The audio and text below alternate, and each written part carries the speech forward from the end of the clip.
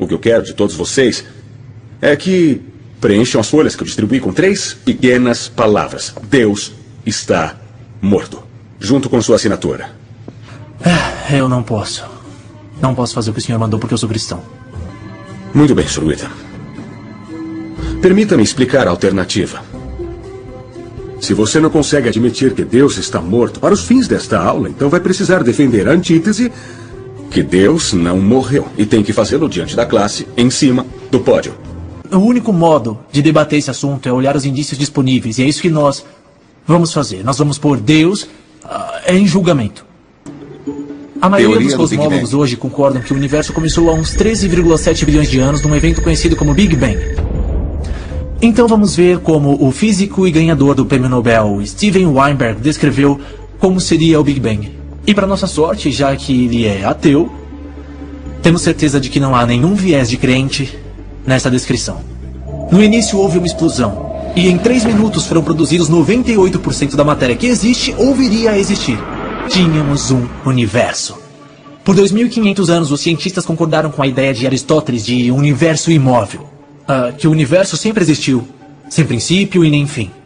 Mas a Bíblia discordava. Na década de 1920, o astrônomo belga Georges Lemaître, teísta, que de fato também era... O que é teísta? Teísta é alguém que acredita na existência de Deus. Ele disse que o universo inteiro salta na existência em um trilionésimo de um segundo. Saindo do nada, num inimaginável e intenso flash de luz. É como ele esperaria que o universo reagisse se Deus fosse realmente emitir a ordem de Gênesis 1:3 e que se faça a luz. Tudo isso indica um Deus que o criou, sabe? No mundo real, nunca vemos nada saltar para a existência partindo do nada. Mas os ateus querem fazer uma pequena exceção a essa regra. Tipo o universo e tudo que ele contém. Mas no livro Deus um Delírio, Richard Dawkins diz que se me disser que Deus criou o universo, então eu tenho o direito de perguntar quem criou Deus. A pergunta de Dawkins só tem sentido em termos de um Deus que tenha sido criado. E não tem sentido em termos de um Deus que não foi criado, que é o tipo de Deus que os cristãos acreditam. E deixando Deus fora da equação, tem o direito de virar a pergunta do Sr. Dawkins contra ele e indagar. Se o universo criou você, então quem criou o universo? Entende? Tanto o teísta quanto o ateísta carregam o fardo de responder a mesma pergunta de como tudo começou. O que eu espero que vocês entendam em tudo isso é que não precisam cometer suicídio intelectual para crer num criador por trás da criação. E na medida em que você acredita em Deus, seria bastante impressionado a achar uma incrível explicação alternativa sobre como as coisas surgiram. Vejo que evitou o fato de Stephen Hawking, o mais famoso cientista do mundo, e que não é teísta, recentemente ficou a favor de um universo autocriado. Muito bem, então vamos ver o que o professor Hawking, professor lucasiano de física em Cambridge, que ocupa cátedra que pertenceu a Sir Isaac Newton, tem a dizer sobre a origem do universo. Abre aspas. E como a lei da gravidade, o universo pode e vai criar a si mesmo do nada. Geração espontânea é a razão de existir algo em vez de nada. É o porquê do universo existir, o porquê de nós existirmos. Não é necessário invocar Deus para pôr o universo em marcha. Fecha aspas. Como o professor Redson assinalou, Stephen Hawking é ateu e escreveu um livro chamado O Grande Projeto, em que diz o seguinte: por existir a lei da gravidade, o universo pode e vai criar a si mesmo do nada. E, para ser franco, eu não sabia como refutar isso. Porque, afinal, Hawking é claramente um gênio. Mas, professor John Lennox, que leciona matemática e filosofia, já demonstrou que não há um e nem dois, mas 3 erros de lógica contidos nesse enunciado simples. E tudo isso se resume em raciocínio circular. Hawking basicamente diz que o universo existe porque o universo precisa existir. E porque o universo precisa existir, ele, portanto, criou a si mesmo. É assim. Se eu digo a vocês que posso provar que presunto é a melhor comida do mundo, a melhor que já existiu, porque em toda a história não existiu comida com sabor melhor, vocês iam me olhar esquisito e dizer que eu não sei de nada. E vocês estão certos. O que eu fiz foi reafirmar a minha ideia original. Mas quando Hawking afirma que o universo criou a si mesmo porque precisava criar a si mesmo, e oferece isso como explicação de como e por que ele foi criado, não reconhecemos que ele está fazendo a mesma coisa. Mas está. Levando Lennox a aprofundar o comentário, besteira permanece besteira, mesmo quando falada por cientistas famosos. Muito embora o público em geral presuma que sejam enunciados da ciência. Para, esse é o cúmulo da arrogância. Tá dizendo que você, um calouro, afirma que Stephen Hawking errou. Não. Eu tô dizendo é que John Lennox, professor de matemática e filosofia, acha que o raciocínio do professor Hawking é errôneo e eu concordo com essa lógica. Mas se não admite discordar das ideias de Hawking, então sugiro que vá para a página 5 do seu livro, onde ele insiste que a filosofia está morta. E se tem tanta certeza da infalibilidade do professor Hawking e a filosofia estiver mesmo morta, então, bom, não há necessidade dessa aula. Senhoras e senhores do júri, nos últimos 150 anos, os darwinistas vêm dizendo que Deus é desnecessário para explicar a existência humana e que a evolução substitui Deus. Mas a evolução só nos diz o que acontece depois que se tem vida. Então de onde vem essa coisa que está viva? Bom, Darwin nunca resolveu isso.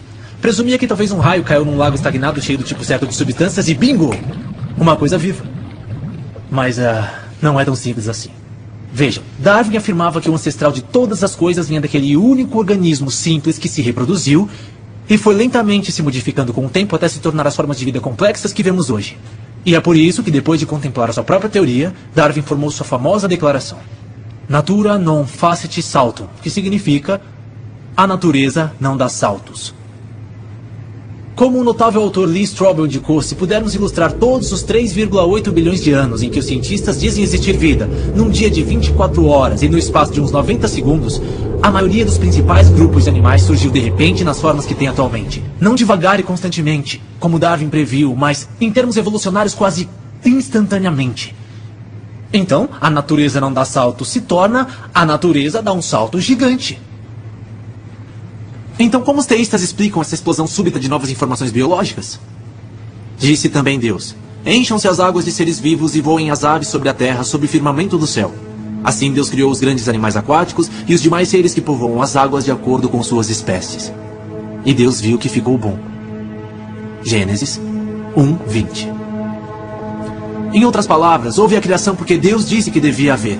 E até mesmo que parece aos nossos olhos ser um processo cego e também não guiado, pode ser mesmo divinamente controlado do início ao fim. O que houve com você?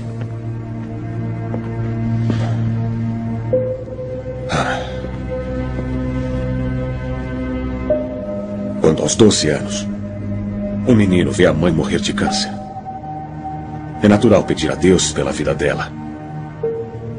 E ele promete qualquer coisa ao seu fictício avô que está no céu, inclusive amá-lo e adorá-lo para sempre, se ele ao menos a poupar. Às vezes, a resposta é não. Me diga isso no dia em que perder alguém que ama. Ela morreu crendo numa mentira. Morreu acreditando que alguém lá em cima a amava, mesmo enquanto a estrangulava até morrer. Um Deus que permite isso não merece nenhuma crença. E é por isso, Sr. Wheaton, que vai descobrir que os ateus mais empenhados já foram cristãos. Mas nós tiramos toda essa venda, nós vemos o mundo como ele é de fato. Shakespeare tinha razão. A vida é de fato uma história contada por um idiota, cheia de ruído e de furor que não significa nada. O mal. Agora se diz que o mal é a arma mais potente do ateísmo contra a fé, e é. Afinal, a própria existência do mal impõe a pergunta: se Deus é todo bem e Deus é todo poderoso, por que permite que o mal exista? A resposta, no fundo, é notavelmente simples: livre arbítrio. Deus permite que o mal exista por causa do livre arbítrio. Do ponto de vista cristão, Deus tolera o mal neste mundo temporariamente, para que um dia quem optar por amá-lo livremente vá morar com ele no céu sem a influência do mal, mas com o seu livre arbítrio intacto. Em outras palavras, a intenção de Deus em relação ao mal é um dia destruí-lo. Mas que conveniente. Um dia eu vou me livrar de todo o mal do mundo, mas até lá vocês vão ter que sofrer com todas as guerras, holocaustos, tsunamis, pobreza, fome e AIDS. Tenha uma boa vida. Depois ele vai palestrar sobre valores morais absolutos. Mas por que não? O professor Redson é claramente um ateu. Não acredita em absolutos morais, mas a sua ementa diz que ele pretende aplicar um exame nas últimas semanas. Agora, aposto que se eu conseguir uma nota A por colar no exame, De repente ele vai falar como cristão, insistindo que é errado colar e que eu devia saber. Contudo, que base ele tem? E se meus atos são calculados para me ajudar a vencer, então por que eu não devo realizá-los? Para os cristãos, o ponto fixo da moralidade, o que constitui certo e errado, é uma linha reta que leva direto para Deus. Então está dizendo que precisamos de um Deus para sermos morais, que uma moral ateísta é uma impossibilidade. Não, sem um Deus não existe motivo real para ser moral, sabe? Nem existe um padrão do que é comportamento moral.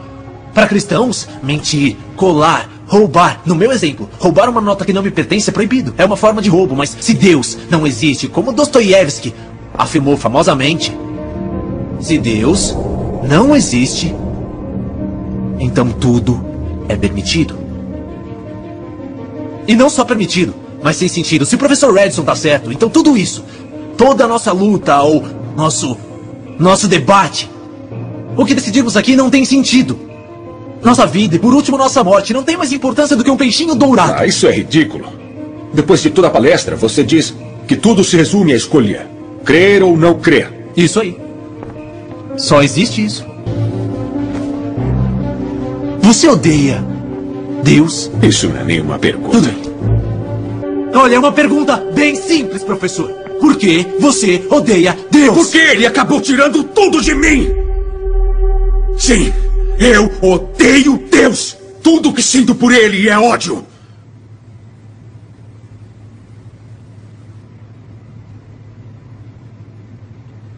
Como pode odiar alguém que não existe?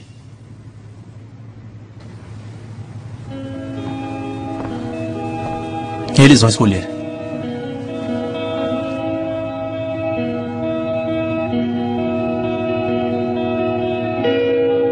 Deus está morto?